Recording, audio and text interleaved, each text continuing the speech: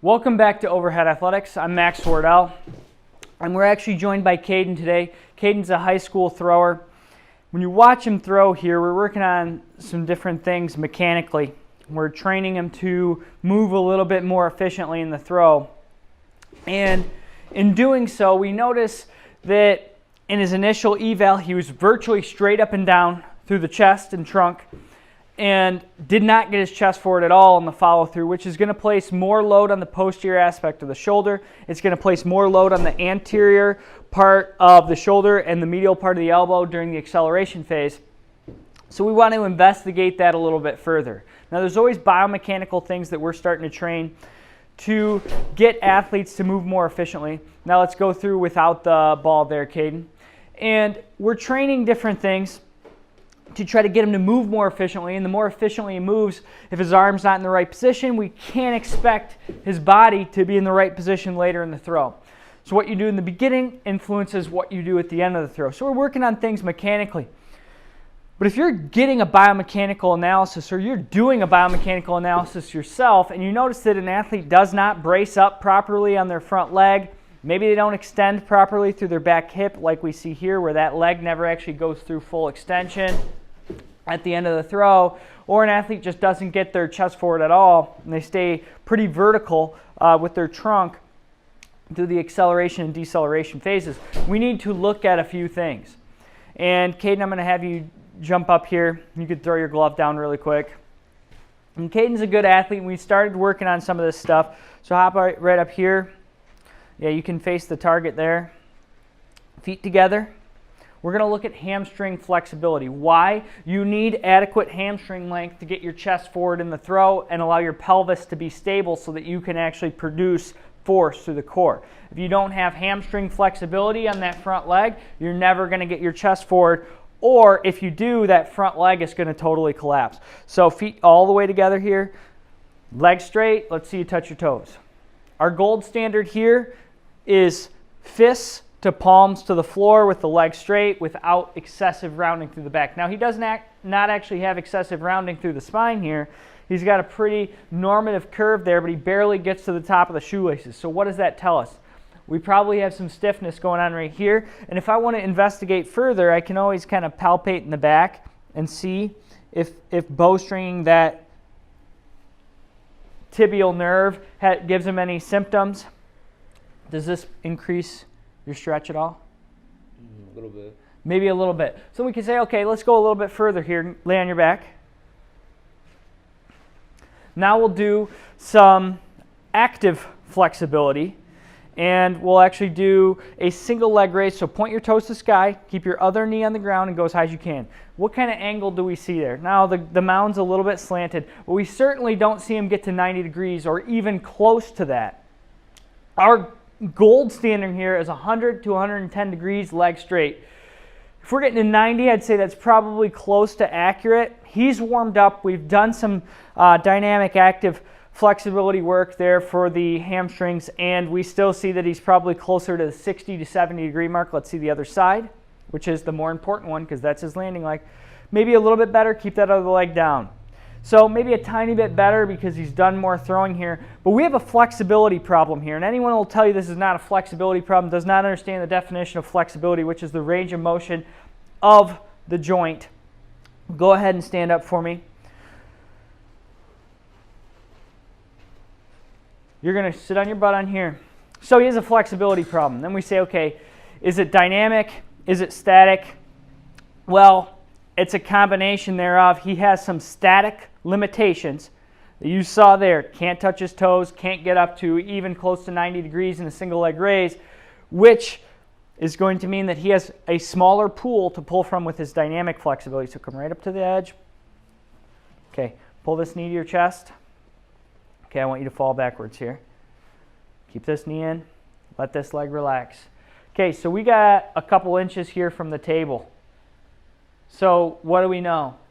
Anterior hip is fairly tight here, fairly taut in the rectus there. So anterior hip, iliopsoas muscle, and rectus. Really what we should see is this leg on the table here and this leg hanging vertically. So we know that we have some anterior hip tightness that's good there. And we'd look at both sides there. That's his rear leg hip, which is the most important because it goes through extension in the throw. And if this hip is going through extension while we have the hamstring in maximal excursion or maximal lengthening, guess what? I've limited myself, because what happens here when this is tight is it wants to pull my pelvis forward further. Well, if my hamstring's inflexible, guess what? I can't do that. And I'm locked up at a shorter stride length and I have to remain fairly vertical. That's why when you see people that just get into doing front splits training, they keep a pretty vertical trunk because they're balancing out hips on the front with hamstrings on the back. So looking at his flexibility here, we're going to need to improve this. Anyone that's going to tell you that this is a motor control problem does not, like I said, understand flexibility. We looked at the nerve tension test there. Okay, anybody's going to have a little bit of increase in stretch there. When I put him on his back and have him point his toe to the sky, we take the nerve out of it for the most part and have him go up. There's a flat spine. Nerve tension should not be a problem at all, and we can still see that he's very limited. Overpressure testing would tell us that he's tight in that hamstring. And we've done all these assessments on him before, but the most important thing here is if you're doing a biomechanical analysis on somebody, like we've had people go to the most renowned institutes in the United States of America, they do a 3D motion capture, they look at their throw, they say, you don't get your chest forward far enough in the throw. Your vertical lean or your trunk tilt is inadequate. You don't get forward at the end of your throw and get your chest forward over your front foot. Well, did you look at hamstring flexibility? And what's astounding is at some of the most renowned places in the United States, they're not even looking at a physical examination or hamstring length, but then they're telling people that they're not getting their chest forward. So we actually just recently had somebody from there, and they did not get their chest forward in the throw. They went to this biomechanics lab, paid $1,400, found out they didn't get their chest forward, which you could see on a video in 5 seconds, and then we looked at their hamstring flexibility, which was never looked at previously. We found out they go down to about here, which is about where Caden was when he first came in.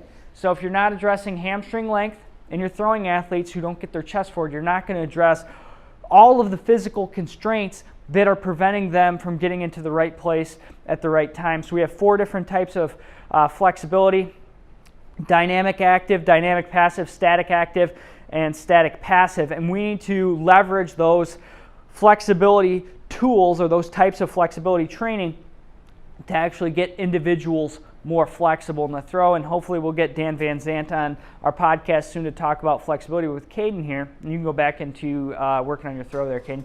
With Caden here, we're going to have to get the front of his hip more flexible. We are going to have to get his hamstrings more flexible if we want him to be efficient in the throw. Bring that arm down a little bit there, Caden. So we have physical capacity that we have to work on. We have to actually improve upon the impairments that we see, which means he's actually doing stretching. He's going to do some static stretching. It may be active, it may be passive. He may be doing contract, relax, agonist contract, where he's actually contracting the hamstrings, relaxing, going further into stretch, contracting on the opposite side, which has been shown to be very effective, especially in somebody that's relatively high toned. So we have a lot of tools. He'll go through his dynamic flexibility training this way. He'll go through his dynamic flexibility training where he's actually going through his hamstring scoops, his kicks there, his closed chain hamstring lengthening. He'll go through all of that stuff in our warm-up, so he's training flexibility there, and then he'll do some of our static stuff. He might even do some static passive stuff in the evenings when he's a little bit more sore and that sort of thing. So keep this in mind. You have to do a physical examination in combination with your biomechanical assessment if you want to actually understand why an athlete moves in a certain way, and if you want to be able to improve the actual sequencing of their throw as opposed to just diagnosing problems. So for him, you see that back leg doesn't come through. What do we know? Hips tight. There's your clinical rationale. So these are the things we're going to work on with Caden. Make sure to subscribe. Hit the thumbs up if you like this video. You want to see more like this, let us know in the comments section. Make sure you're assessing hamstring flexibility in all your throwers, and we'll see you guys in the next video. Attaboy.